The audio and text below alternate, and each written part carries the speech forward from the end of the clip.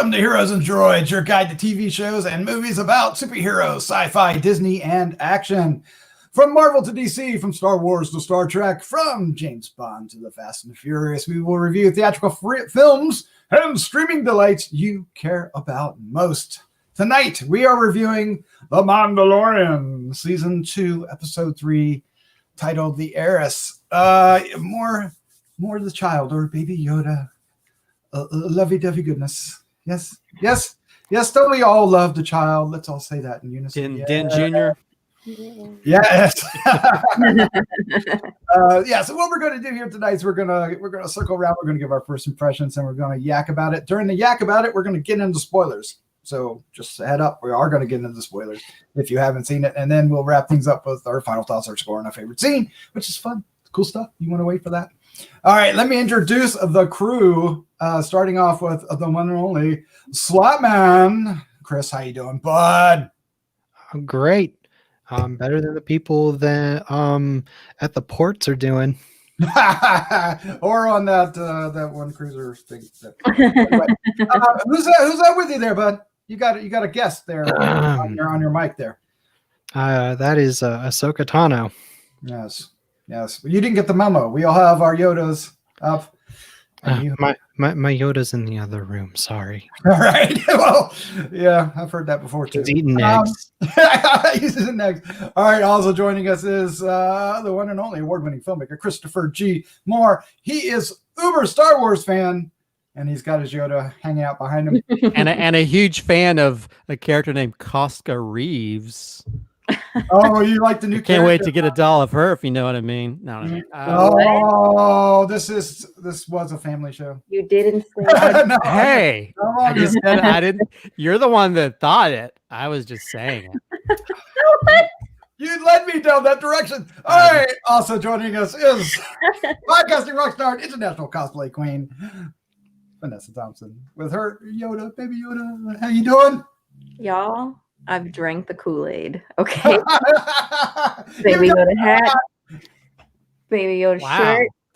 Baby Yoda on my phone. We about it in this house. Buried in Baby Yoda. That is amazing. All right. So I think we might have just spoiled the entire scoop about whether or not we like the show. But, let's do this. Let's find out what we're talking about. We are talking about episode 3 of season 2, The Heiress. It aired November 13th, 2020. It was directed by Bryce Dallas Howard. Yay. Written again by Jon Favreau. Cast include Pedro Pascal, Katie Sackhoff, Sasha Banks, Simone Castanades, and Titus Welliver. Some people might recognize him. The Mandalorian braves high seas and meets unexpected allies. That's absolutely true, but gives nothing away about the plot. So that's amazing. So what we're going to do is give our first thoughts. And Vanessa, since you are up on the screen, why don't you do it? Why don't you give us your first impression of The Heiress? Oh, this was a phenomenal episode. It was so much fun, so much information packed into such a tiny little package. And really, I am just absolutely blown away by Bryce Dallas Howard. Yes. Bryce Dallas Howard. You said it right? Yeah. I was questioning myself. She did such a phenomenal job directing this episode. Some of these shots are just incredible. And I don't know if you guys caught this, but she paid an homage to her dad in that re-entry scene where he's landing. That's almost a shot-for-shot remake of Apollo 13, the re-entry shot. And it's so awesome to see that and her put her spin on that. And then some of the shots later on when we get into spoilers, I've watched this maybe 3 times. Oh, wow. Nice. Yeah, nice. I've been watching them a lot because I'm really enjoying it. And every time certain scenes come on, certain shots come on, I just think to myself, man, that is such a good shot. It was a great episode. Yeah, lots of Baby Yoda fun. Yeah, Bryce Dallas Howard directed an episode last season too, right? Christopher G. Moore. Do you remember which one she did? Episode 4. That's for Slattery. Slatman to the rescue. There you go. Yeah, the one where they had to battle the ATST. Ah, that's right. On the plane. Yeah, that was great. Yes. He was eating frogs then too, right? All right. Shrimp. Let's go with the Slap Man here, sir. What was your first impression of the Heiress? Great. It's great. Great. It's funny because Bryce Dallas Howard or Bryce words Yep. are hard. Bryce Yep. Dallas Howard directed arguably my favorite, probably my favorite episode of last season, and so far she's directed my favorite episode of this season. So, Mhm. 2 for Good. 2. Yes. That's about as much as I can say without going into spoilers. Right. We're gonna be heading there. There's a lot to talk about. Although half the spoilers were on the card, but let's go over to Christopher G. Moore and find out what he thought. Did you also like the Heiress? Oh my God, yeah. I think it's a really great episode. It's got some really great action scenes. It's got definitely a lot of we get to sort of go into the cultures of certain characters that we usually only know as specific characters, as opposed to, well, I guess in the Clone Wars they got more into it with some of the like the Mon Calamari and that kind of stuff. But yeah, I just see some of these characters, some of the characters you only saw, without giving anything away, some characters you only saw in Clone Wars, as opposed to this episode, seeing them in live action. Amazing. But yeah, from beginning to end, it still had elements of humor. Those people trying to cancel Baby Yoda, they can't do it anymore because of how they deal with that, the plot from the last episode that goes into this one. But yeah, there's so much to love about this episode, and plus I have a huge crush on one of the new characters that showed up. But crush number 323. Yeah, folks. let's add it to the never ending crush list that I have. That could be a thing, Christopher. Maybe we should do title that of your book. This week on the never-ending crush. We'll start having a little pop-up. Anytime that I have a new crush on someone that's in anything that we review, we'll have it pop up. Chris's never-ending crush list. Yeah. And Yes, in 20 to 30 years, Never-Ending Crush List, a memoir by Christopher G. Moore. volume 3. I'll just put it on my tombstone and just the list. Oh man, we need a video editor to do this. All right, I'll jump in here with my thoughts. Yes, I love this. It was we got some great action. We got stormtroopers, we got Imperials hanging out still, references to the dark saber that we saw at the end of last season. Lots of really cool support, ancillary characters that kind of come up. The like you said, the Mon Calamari. We've mostly seen them as most people think of Akbar, right? Admiral Akbar, even though we've had a couple others, but Admiral Akbar is the one that most people think of. And that was fun, and other aliens as well that we're familiar with. I won't get into all that now, but new creature in the sea. We always have a creature every episode. It's not as important in this one as before, but it definitely, we get that sea creature. Yes. One of the creature scenes got a real big laugh out of me. Ooh, I can't wait to hear about that. So I dug it. It's very much a chapter. We're doing that serialized Mandalorian thing. It's definitely steering us in a direction. This one has a lot of background, though. There's a lot of exposition in this one that's kind of woven into the story fairly naturally, I would say.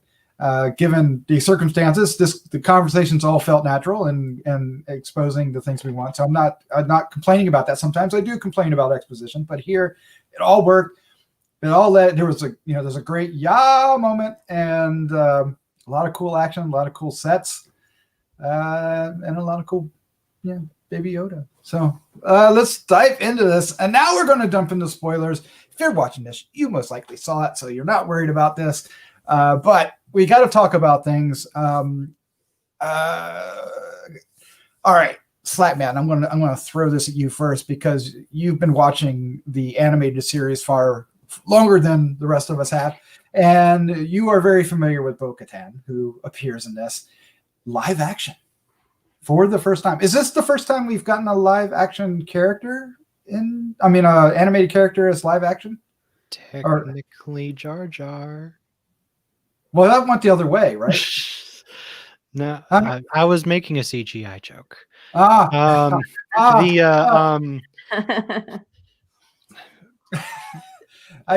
think so. I think that's the. I think so. I kind of think so. I'm sure somebody's out there going to say, "No, you saw this one."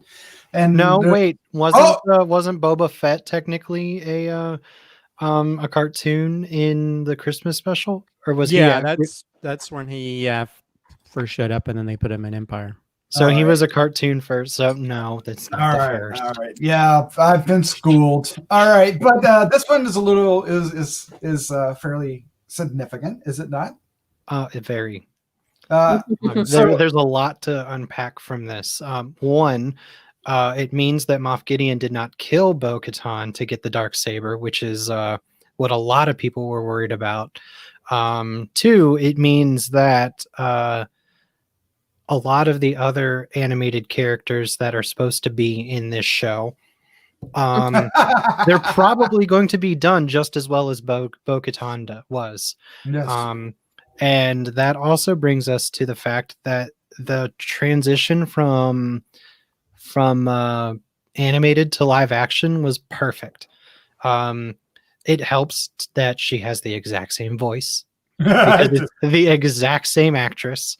I don't know how they're going to pull that off with Ahsoka later, but yeah, Katie, she nailed it.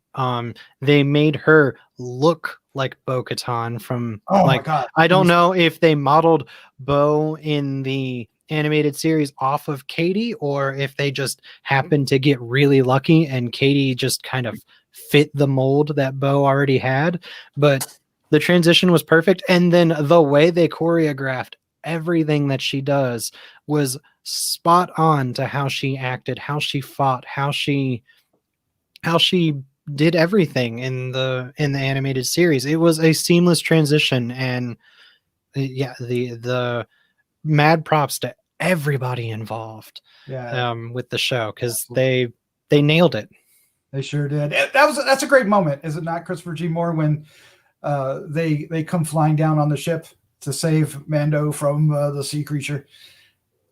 Well, yeah, and I think there's been a few people that have complained that with this new season that there weren't going to be any real surprises because we heard about casting choices and that kind of thing, but we really didn't know who. I mean, look at all the people that were still making rumors about if Boba Fett was going to show up, you know? Mm-hmm. So, and I think the same thing goes with this because we really didn't know. I mean, a lot of those people, they saw that one pic of the Soska Reeves character and they thought that was Sabine, and it wasn't. So, and I think when that showed up, I think like most people, I think there's a lot of memes going on, especially on TikTok, where it's like normal people watching Mandalorian, people who watch the Clone Wars, you know, going crazy.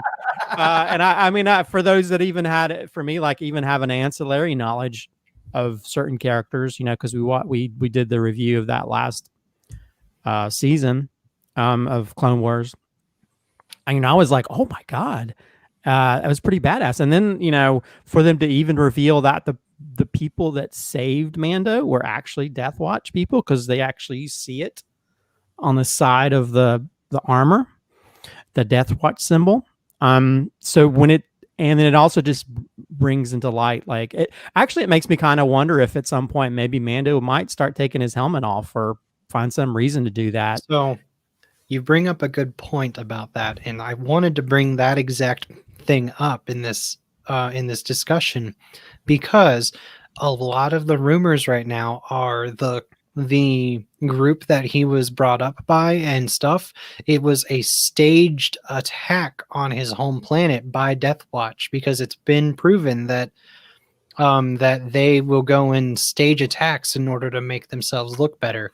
And this is obviously during the Clone Wars and stuff. So it was back when Death Watch was actually a big deal and Maul was still in charge of Mandalore and stuff. And before,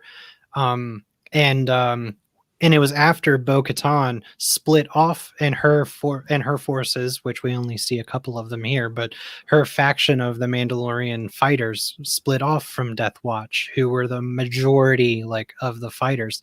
So it makes me think that after a lot of people think that the people that brought our Mando up were from the old Death Watch under Pre Vizsla and Gar Saxon, rather than under Bo-Katan's rule of Mandalore, and they implemented the helmet rule after the Great Purge. And so that's why you've got two very different like standards, and to the point that the one guy was like, "Ugh, is one of those guys." He did say that. I love that lore, though. I just love that depth of it, and it was really fascinating. Go ahead, Chris. Well, I mean, but at the same time, he used to hate, robots, and he's sort of like he used to hate droids and stuff. So he's sort of changing that. So it'd be kind of interesting to see if there's some kind of change in his beliefs, because I think a lot of people are comparing it to like growing up in an extremely religious household, and and to where he doesn't even have like knowledge of certain things outside of where he grew up with, and him getting a lot of this information from, Bo-Katan and all these different new characters kind of opens up the world a little bit more from him. Yeah. But I think if you look at how whoever did the choreography for the fighting of the Death Watch people, they really watched the Clone Wars show, and and of course having like Dave Filoni, helps. one of the creators, kind of helps. Because they were like Chris was talking about a lot of the movements and stuff. If you go back, I watched a video where they compared some of the fighting movements of the characters, and it's just like that. But yeah, when they showed up, that was a very badass moment. Really, and then just it almost made me think, oh God, I could easily see them doing a spin-off of just these characters for another show. I see that happening. Yeah. Oh yeah. Oh, it's so awesome. Yeah. If he does take the helmet off, I wonder if he'll go back to that forest planet for a little, much needed R&R. You know what I mean? Vanessa, I want to ask you about our new Mandalorians. Sorry, why did I throw that up in Sunday shift? Because we have female Mandalorians. All right, we've had that before because the blacksmith was a female, right? The one that armorer, yeah, and she was badass, right? Mm-hmm. I just want to say, are these characters doing female Star Wars characters justice? I was just thinking about that too. Star Wars has gotten a lot of hate for not having enough female characters, right? Or for not representing women broadly enough. And, over the years, they've been making up for that. But I think this show kind of really puts a cap on that, because the women in this show, Cara Dune, like, she is a freaking badass, and the armor is a badass. And these two Mandalorian, Mandalorians that came through, Bo-Katan and I can't remember her name. Chris's crush. Sasha Reeves. My future Mando wife. Dream big, Chris. Just dream big. Yeah, just have that little hair X. Yeah, that's your column. Who's actually Snoop Dogg's cousin. Oh, really? Yeah. That's interesting. How do you know that? You've been spending too much pro wrestler. Yeah.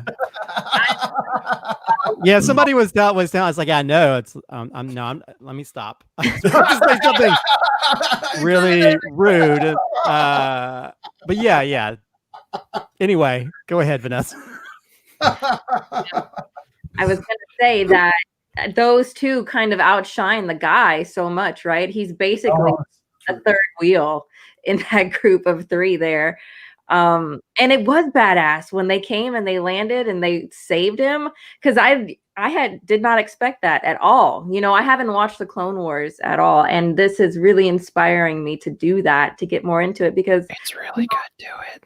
Well, yes. To find out, that's kind of been the bridge to keeping Star Wars alive and keeping Star Wars fans happy, has been these cartoons that have come out between the movies. I'm excited to get into that. So, but everything is new to me that's been happening, especially in this episode. And I'm asking myself, what is the way? I don't know the way anymore. Well, one thing I do want to point out, this is kind of irritating. It's like, it's kind of funny how we can have certain characters and there's always reasons that people can be critical, because there's already a few videos where people are saying, oh, their outfits they have boobs, or they're too boobish. And I'm like, calm down. This is not like some extremely overly sexualized outfit. No. You know, it's like people need to get a life. It's like we already have too much toxicity. There's too much toxicity in fandom as it is. And I feel like it's just people trying to find some reason to criticize it. Just calm down, you know. Let's focus on the child eating sentient beings. Oh yeah. If it's not them trying to cancel, if it's not them trying to cancel Baby Yoda for eating unfertilized eggs, it's you know, the women's outfits or I think people are just, if your focus is trying to focus on that, then maybe you're the pervert who's trying to think too much into that. Everybody's got to find something, right? Something. Yeah, I don't know. It's just kind of ridiculous. It's like it's a fantasy world. There's all kinds of cool stuff. You know, there's people killing people left and right, and people don't have a problem with that. But then they just find that one little nitpicky thing, especially when it comes to female characters. It's like people just become a little too overly critical about it. Just calm down, enjoy the show. If you can't, don't watch it. Go off and, you know, live your life, you know, in your ignorance. Especially when they're such badasses. They were incredibly well realized, and you know, they held their own, and they were awesome. And I want to see more of them. You know, kind of sad that they're not going in the same direction. Like, oh man, I don't even know if the character's going to, you know, cross paths again. I would imagine it's possible, but I would assume that they're going to have to cross paths again. I would be willing to bet that it's going to be the last like 2 episodes. That's the pattern. That's the pattern. Yeah. Well, that's the way. Expected. Yeah, that is the true way. That's the way of the show. I need a little timeline help here just to make sure I have everything right. Okay. Bo-Katan and Ahsoka fought in the Clone Wars, which is, this series is taking place after episode 6, right? Yeah. So what's it been like? Like 20 years? 30. So they're estimating that Bo-Katan would be in her early to mid 50s, which she looks awesome for early to mid 50s.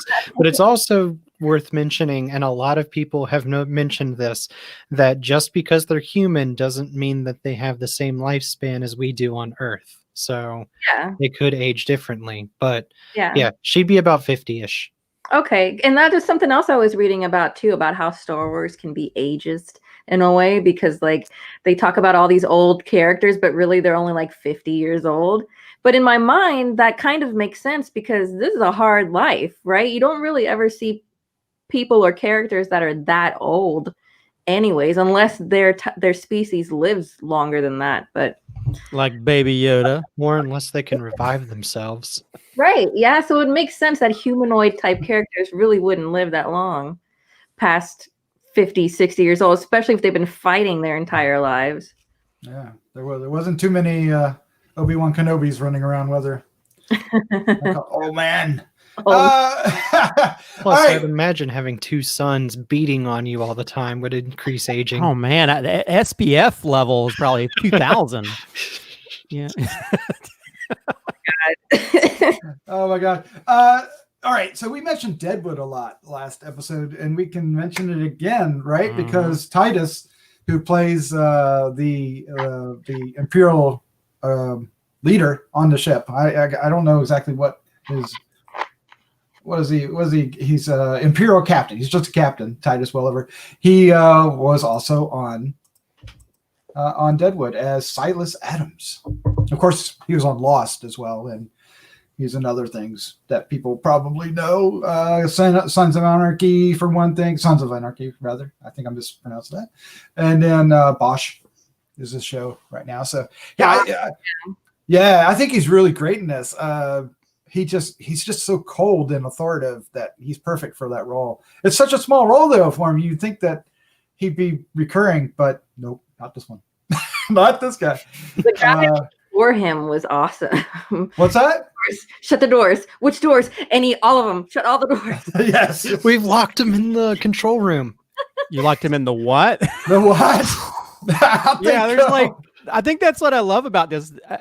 I think this is what makes this show so great, because they have a great way, because it all comes down to tone, because one minute you can have these dramatic or action parts, and you can have these other elements that are very comedic, because, 1 minute, you have that wonderful thing that you could probably put some kind of like famous romantic tune when the two frogs are running towards each other, or the part where they have the little baby frog, and like you're going, and then the next minute, Mando's his whole ship's been turned into like some fish restaurant with like netting and all kinds of stuff. So it's they really walk that really fun level of balance when it comes to that made the original films work so well, that I think the prequels had a hard time trying to balance, and even the newer films had a hard time trying to balance to some degree. And this is perfection. There's just so much great stuff in this, and also you get to see Amon Calamari, wearing Chris Evans sweater from Knives Out, so that's always a good thing. I thought him calling him that was an insult. I did not realize that his name was actually Calamari. He thought he was calling him his ship, when he blasted off at the end, looked like he was heading off to a Dead concert. I'm just saying. But let's talk about when he crash lands, because he's just ready to get his landing, and into the water he goes. Isn't that funny? That was great, right? But what was cool about it, and that made it even cooler, was the apparatus the sucked crane? him back. Yeah, the crane that got him back out of the water. Which had the bottom was like a retrofitted AT-AT walker. Yeah, and it was walking in the water, and it was just awesome.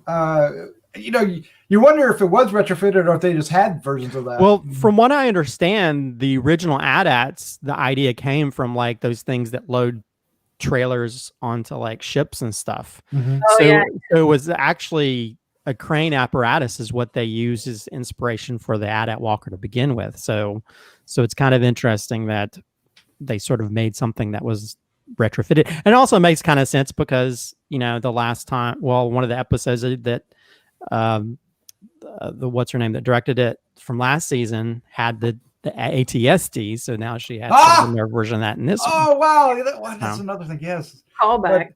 Yeah, and also if you go on Twitter, the thing that Vanessa mentioned about like how that one scene is like a shot for shot Apollo 13, she actually said, I'm glad someone caught that.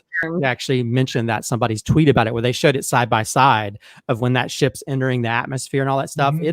It's really a shot for shot remake of Apollo 13. Yeah, and it was so that this episode was just moved at a great pace. But we need to get to something. There's a particular reveal in this episode we've all been waiting for.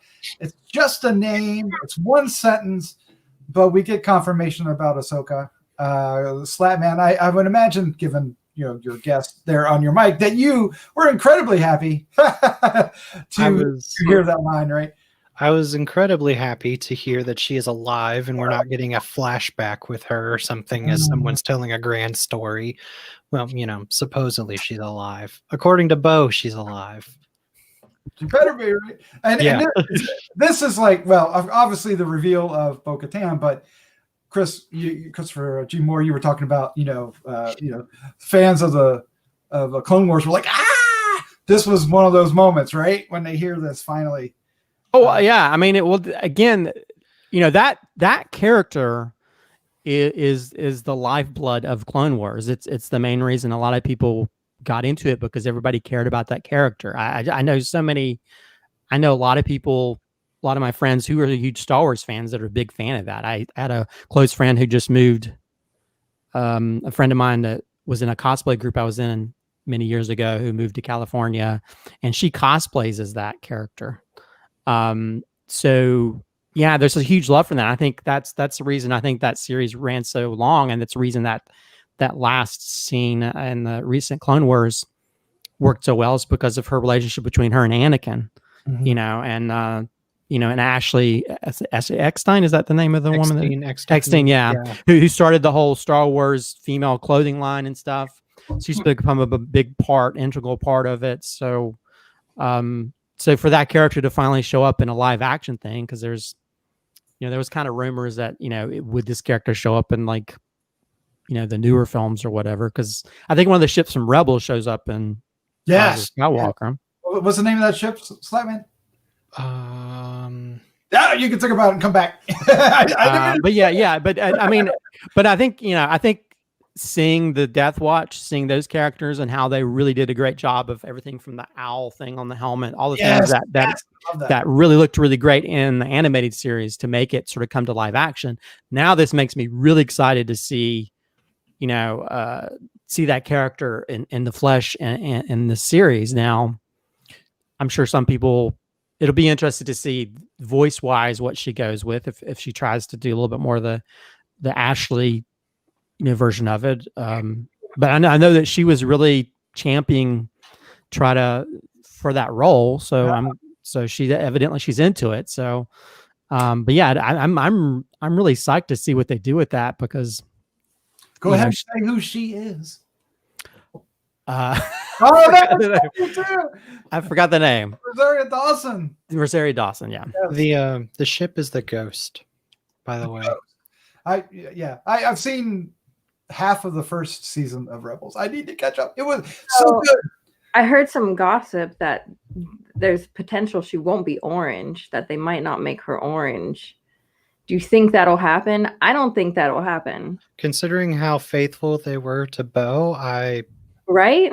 I haven't even seen the Clone Wars, but just looking at comparisons, like even in her headband, all the lines are the same. So the headband. Oh, well, I thought you were about to say the headbands changed. I was like, well, that changes in Clone Wars from at certain times, but no, I agree with the faithfulness that they've been taking, and I can't imagine that they wouldn't. Well, I guess when was when I guess was the last time we saw her? Was at the end of Clone Wars? No, she was in Rebels for. She's Rebels. Oh yeah, that's right. Because it's just a fight between her and Vader. I guess it'd be interesting to see what age she is, and if her coloring, like, if that ages, if that changes, didn't changes with age. Shakti, so. Well, that's true. So I think they know they'd probably piss off a lot of Star Wars fans if they didn't make it. The other interesting thing, and I'm glad you brought up like the voice stuff, is she Ashley Eckstein actually was in Rise of Skywalker during the use the Force Ray scene. So it'll be really odd for her to be voiced by Ashley, then someone else, then Ashley again 30 years later. Oh, but okay, we can go with that, right? We're gonna see what happens. Either way, it's probably not happening for 2 more episodes. It might not happen until the last episode. I wasn't too excited about the casting. Like I don't know. Just from knowing, I don't know the character that intimately, but I do know about Ashley Eckstein, and I've heard her voice the character, and just the way that the character has come off in snippets that I've seen, I just didn't think that Rosario Dawson was maybe the best casting for that. It almost I know she's an older character, but she almost seemed too old. Does that make sense? I hear where you're coming from, but I disagree. Yeah, I think she's perfect. I like her a lot. I think she's going to be great. Yeah, but but there are many people on both sides of that fence, right? It's very you're tackling a fan favorite, so it's going to be hard to please everybody. But let's talk about cosplay. Christopher, you brought up cosplay, so Vanessa, did you get any cosplay ideas from this yes. episode? But I definitely want to do a Cara Dune. Amazing. I'd love to do the Armorer. She would be great. As of tonight, would love to do a Bo-Katan, such a badass, and that helmet design that she has is so cool. And once again, I haven't even seen Clone Wars, but just seeing reference images at how almost exact it's like the characters jumped off the screen from one to the other and become real life. And it's just so cool to see that and to know that the fandom appreciates that. Yeah, when they were running down the hallway firing at the stormtroopers, it and Slatman, I think you can back me up on this. It looked like it came straight out of the cartoon. Yeah, especially how she like used like the knife and stuff on her wrist and stuff while the others were firing behind her. Like that was about the only thing that they didn't do, which I don't think they had room for, is her using the jetpack to like force herself like onto a stormtrooper with the blade like out. That's like, yeah, they might have done it on the ship, but there was a lot going on. yeah. that was they were kicking ass, taking names on that ship. That was kind of cool. And then she reaches down and says, "Take my hand." But I guess Baby Yoda no longer has his little Baby Yoda egg to ride in. That thing got smashed up. What are we gonna do? I think we're gonna have to start a Kickstarter and get him a new one. He'll probably get another one. Go fund me. Go force me. Go feed me. Yeah. Go feed me. Yeah. All that works. All that works. All right. It sounds like we love the show. Let's wrap things up and see if that is true. But before we do, if you like what you're hearing, please subscribe down below. Hit the like button. Hit the bell if you want to get notified, and leave us some comments. What do you think? How do you think this is all going to play out over the next what? How many more episodes we got? 6? 5. 5? Right? 5? 6? Wait. How many? 8 episodes or 10 episodes? I think there's only 8 episodes. Oh, my heart. I know. I know. I thought it was 10. It is 8. Yeah, you're correct. We only have 5 more episodes left. I feel sad. All right, well, let's do this. We're going to give our final thoughts, our score 1 to 5. Guess what it's going to be. And our favorite scene. We all can't pick the same one, so that should be interesting. And Slapman, you're going first. Okay, so this is a great episode. It's a great... It shows that the creators of this show not only care about Star Wars, but also like Star Wars as a whole, and Star Wars the live action movies, and Star Wars the like atmosphere and all that stuff. But they also care about taking these characters that we've grown to love out of other mediums and copy paste perfectly into live action. And it shows that they're willing to go through the effort to make sure that everything the content, like it, they're willing to make sure that it's one seamless universe and there's no hiccup in anything, and it's great. And I just I can't emphasize enough how awesome that is, and how excited it makes me feel for the rest of the season, whether we know it's confirmed, like Ahsoka being a part of it, or like the rumors that, Winter Soldier might show up, or What? About that. What? Oh, yeah, I the forgot. rumors that Winter Soldier might show up. Oh, okay. All right. You're not talking about the Marvel character. You're talking about a third. Luke. Wow. I totally went nuts on that because I'm such a Marvel wonky. But you got me. but yeah, it's insane, and I love the story, like how it's unfolding, like the season-long story. Like we got ultimate payoff from last episode's filler episode in this one, and it weaved everything together so well. And so far this season is doing such a good job tying each episode and each action into the next episode and even beyond. And it's amazing to see that what the writing staff has done so far. And the performances are great in every single episode, from the main cast to the side characters to the characters that only get 1 or 2 lines of dialogue, like the ship repair guy that Mando has to talk to. And I absolutely love the action and how they're making it feel so fun, and but yet it's still so brutal at times, and I just love it. This episode this episode nailed it. And if you compare this episode to, say, some snippets of the original trilogy, I would argue that this episode might be better than some of what we've seen George Lucas make. So, I mean, it's gonna get a 5 from me. It's excellent. Also, side note, I love that they basically confirmed that Mando was raised by crazy cultists. Yes, and he's still okay with that. Yeah. At this point. Yeah. But, that thought that maybe he doesn't have to act like that is planted in his brain. So, I don't know. I hope we get to that point. Yeah, imagine that character growth on a Star Wars show. What? All of a sudden, Pedro Pascal wanting to take off his helmet. What? They can write it in?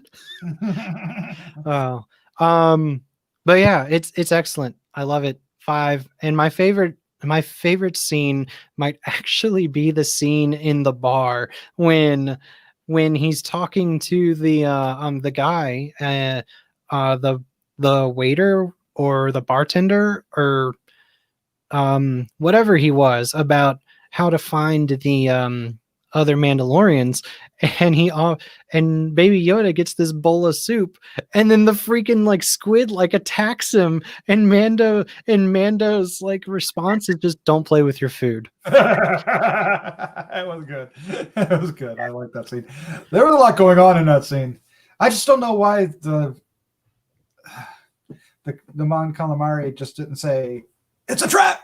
I don't know. All right, Vanessa. Chris actually likes that. That's hilarious. What's your final thoughts? Your score favorite scene? Yeah, I agree with Chris. This episode was amazing in so many ways. The action was so much fun. Bryce Dallas Howard did an amazing job directing this. She has such an eye for this kind of high-paced space action. She does such a good job with it. Baby Yoda was adorable when he was looking through when the little tadpole was born, and his little big eyes and his face was so cute. And the entire time I had my fingers crossed, please don't eat one, please. Oh, it was so adorable. So yeah, I agree with Chris on everything. This episode was great. I'm going to give it a 5 as well. And, when I was talking about some of these great shots and these scenes, we kind of mentioned it a little bit earlier when you were talking about when the Mandalorians got on the ship and they're coming through, and you get this hall scene of this formation of stormtroopers coming down the hall. The music is lining up. Turns around to the Mandalorians, they throw the bomb, explosion, then it cuts to the same exact shot, but of the Mandalorians coming through in formation. And then you get the shot of the infrared or whatever, the thermal vision that they have. And that is just so cool. It was so cool. Every time I saw that, seeing those stormtroopers in that tiny hallway in formation coming through, and the way that just played out was such a cool shot. The eye of that, it just catches my eye every single time I see that shot, because it's so perfectly done. It puts you in that moment, the way, and because the camera is at a lower kind of angle, it's almost I don't know, I want to say naval height, and the way that you're seeing them come towards you is just so powerful. Anyways, I could just go on about it, but yeah, that's my favorite scene. That is these episodes are just so much fun to watch. I get so excited every time. That's why I've watched it 3 times already. Yeah, didn't Axe Wove say something about that stormtroopers couldn't hit the broadside of a bantha or something like that? Mm-hmm. Yeah. Really great. That's funny. And then Mando goes and they're actually hitting him, right? But not actually hitting him, because they're not hitting him. It's bouncing off All right, Christopher G. Moore, give us your final touch of score and favorite scene. Yeah, I mean, I definitely agree with a lot they've talked about, and it's also kind of interesting. Some of the stuff they mentioned are almost like homages to other sci-fi properties. You have like the Predator vision, with the heat signatures of the stormtroopers, and then you also have the facehugger part with which ties into the alien imagery from the previous episode. And yeah, and there's like so many great moments that you have like the water alien, which I call the Sarlacc spit because it's more watery version of the Sarlacc pit. Yes. And also the boat that they're riding in, it almost looks like a retrofitted Hammerhead Corvette a little bit. So it makes me wonder if it might have been like a ship that they turned into like a boat. But yeah, I mean, this episode really shows the strength of the show in general. It also shows how they can take elements from the cartoon universe and make them into live action, and they work. Because a lot of times when you try to bring that stuff into reality, look at how many cartoons they've turned into movies and they look crappy. And this one, it felt like it could have transferred back and forth between animation and live action and then really be no difference. But yeah, I mean, the introduction of these characters, which allow for, like you mentioned, talk a little bit to the exposition, but it kind of works because you have Mandalorian who only knows what he knows. He knows his way, and that the stuff that he's been told, and he's really having to venture outside of his comfort zone and outside of his knowledge base, meeting these new characters to where he's constantly evolving as a person, to where he's been very closed-minded to other things, whether it be droids or closed-minded to other things or caring about things like the child. And I think with each episode also you see the stuff that people aren't really talking about is the child is babbling more. So it kind of makes you wonder by the end of this series if he's going to say words or whatever. If he's going to say daddy, Daddy. when he looked at Mando. But yeah, there's so many wonderful things in this episode that you can cheer for and you can laugh about. And you mentioned we mentioned the line earlier about the don't play with your food. There's also a line he says to him when he's playing with the little frogling, and he's like, no, we're not going to get you a pet. So somehow he understands his babbling, which is interesting. He can't understand a Froglady talking, but he can understand the babbling of some unknown species child that he's carrying around. So it is kind of interesting how he's understanding what this little baby's saying. But yeah, and I think that's, and then with each episode he gets to explore these new worlds and new characters, and it just makes you really excited to see what happens next. So yeah, they really this episode they really hit it out of the park with a lot of these characters that we were sort of excited to see and looking forward to seeing what they do. And then I mean, this sets it up for they'd really have to really screw up to not pull Ahsoka off at some point, which I think the interesting thing will be if we actually see her in the next episode. Because Dave Filoni doesn't direct the next episode. It's Favreau again. Dave Filoni doesn't direct the one after that. So you'd think that her introduction would be more Filoni's, So I don't know. Although we will get to see, from what I've read, we will get to see certain characters we might have seen last season. Also interesting how they carry over stuff from last season, because you remember, what was it? The guy gave him Mon Calamari flan money. Right. He actually used this episode.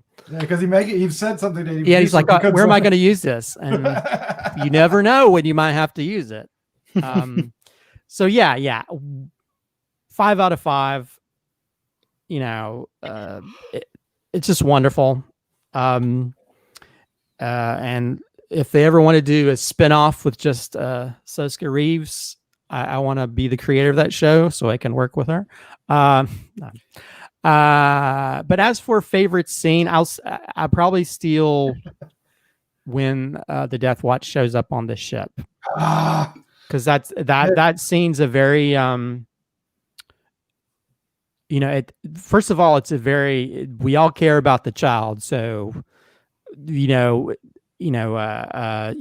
actually get to see Mando jump into that water, and he's barely hanging on, and you're like, how is he going to get out of this situation? And the Death Watch shows up, and then you get to see this awesome action scene with all them working together as a unit, helping to save him and helping to save the child.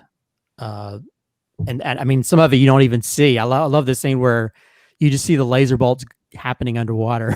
Yes, and isn't that great though? Yeah, it's so I thought that was really atmospheric. well done. You kind of know what's going on, but you're like, and you're just waiting. Like it's like Jaws. It's like the reverse of Jaws, seeing something cool come out of that. So I love that specific scene, just the introduction of those characters. Mainly so I can have someone else I can crush on that I'll never meet in real life. Yet another crush number 323. I agree. This was a great episode. It felt really steeped in the universe, really just in it, right? This probably felt more Star Wars than Star Wars has felt in Star Wars movies recently. It really did. It had the everything that we're looking for, right? It had the adventure. It had characters that we're familiar with, new characters that we want to see, characters that we've been waiting to see and hearing about. And then, of course, just the mythos, right? We're learning things and we're exploring the Star Wars universe. And that's what, a lot of the more successful Star Wars movies did, right? They took us to new planets and new things, and we see new creatures coming out of asteroids or whatever, and it's just, you don't know what's around every corner.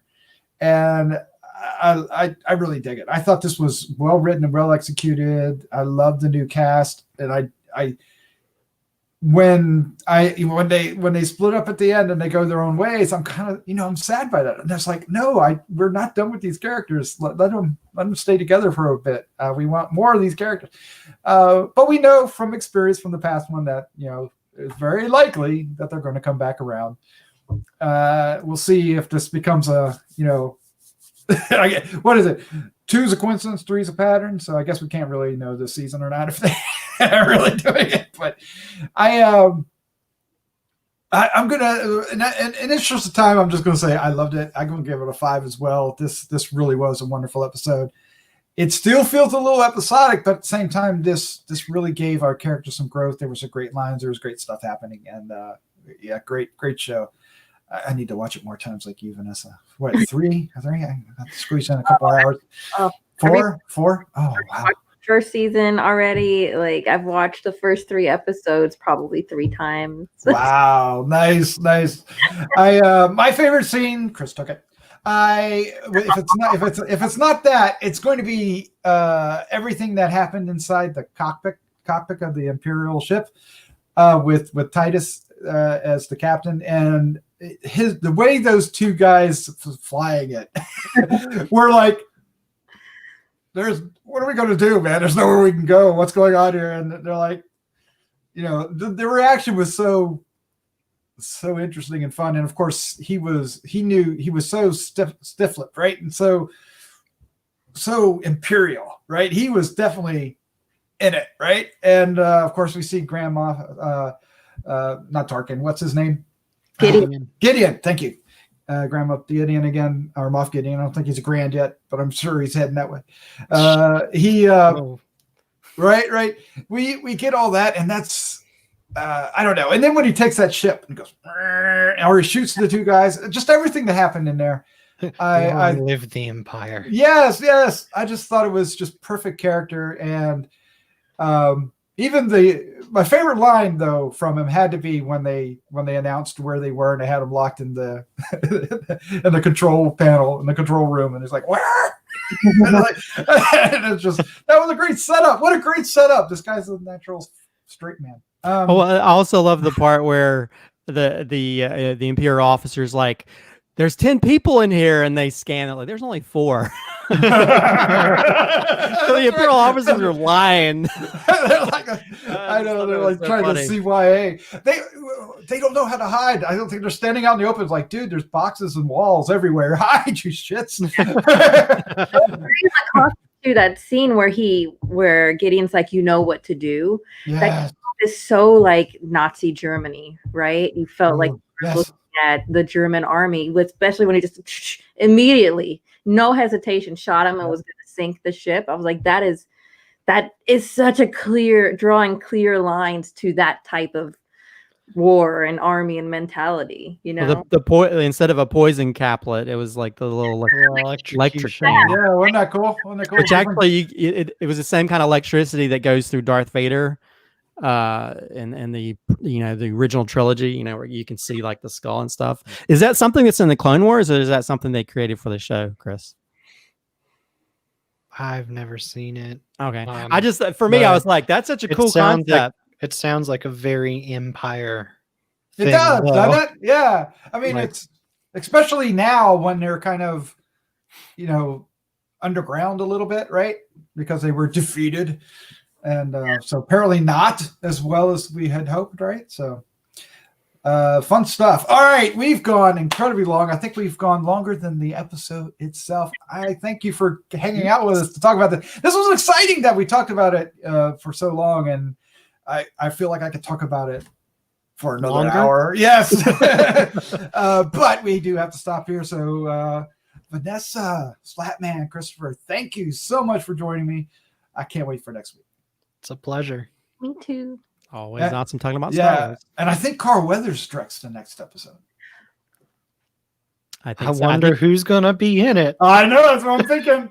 Like, how's that work out? Remember that scene from the trailer with the three of them walking?